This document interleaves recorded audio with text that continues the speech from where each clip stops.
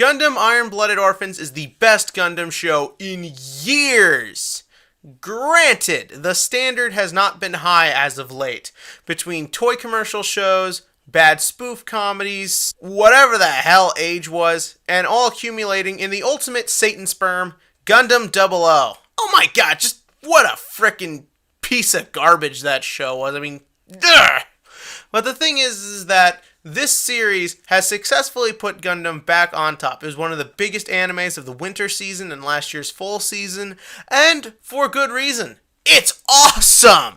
And that is what we are here to talk about today, with the first thing that makes it awesome, the plot. This is not some annoying, overly philosophical bullshit like Gundam 00. This is back to basics. We have an oppressed people living on Mars, which is somehow now habitable, and they decide that they want to make their lives a little bit better, so they rebel against their evil bosses, form their own company, Tekkadan, and take on their first job escorting Kudelia Ein Bernstein, if that ain't a name, I don't know what is, to Earth to negotiate for better Mars living conditions and economics and all that good stuff. Fortunately, where the series succeeds, though, is that it always keeps all that at a very relatable level. It's not overly long, drawn-out political discussion. Okay, there's a little bit of that at a couple times, but for the most part, it's always kept very basic by using a lot of good visuals. The first few episodes of this show are just set on a desert, but it looks great because it just does such a good job of making it seem desolate and hopeless and showing off all the characters as they are pretty much just stuck in it.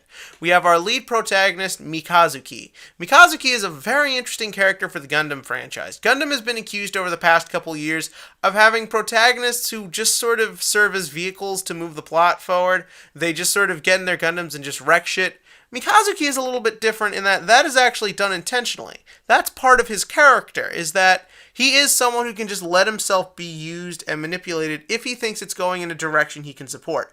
But what saves the character is that he is still shown to be a good person. He does everything he can to protect his friends. He's a little sarcastic. He's got kind of a snarky edge to him. He's clever. He's quick-witted. The character, even though isn't maybe the greatest character in Gundam history, is still really good. The sort of protagonist territory here goes to Kudelia, who is also a very nice character. You get a very interesting arc with her as she sort of learns what it means to truly be in the world and have to learn to be a leader. And the other lead character, Ogre, Okra, that I don't know how to pronounce his name, but he is awesome. He is the leader of Tekkadan. He takes charge and decides that he is going to make a good world and a good family for the members of his group. And he's a really good character. And that's sort of the thing I like about this series. Every character is good. There isn't really, even though a couple of them have problems, there really isn't anyone here who I think brings the show down or isn't used effectively. What I like about Ogre is that, yes, he takes charge, and yes, he's the leader, and he's a strategic leader. He likes to plan things out and be in control, but they're never afraid to show that he can also be vulnerable and unsure and uneasy about himself. That's very important to show in a series like this, because it is very easy for things like this to just make the smart guy and nothing else. Again, like Gundam 00! I'm sorry, I'll stop referencing that show. It's just, oh god, that's a rant for another day. But the thing is that what also makes this series very good is the action in it. Oh my god, does it look great. The animation in general for this show looks awesome, and it's very beautiful to watch, but the fight scenes just have this real gritty, visceral look to them. I'm always engaged, I'm always involved, like you love every fight scene, even when they get into space. I'm not going to talk too much about the other characters because there's a lot to cover and they all have memorable moments, but I do want to give a shout out to my main boy Biscuit, proving that fat people can even have a space in space, and that is all I need to know. But are there any faults to this series? Well, okay, like I said, Mikazuki is very simplistic in his character idea, and there is a little problem with him and another character named Atra. Both these characters are very nice. They're kind of Mary Sue's, though.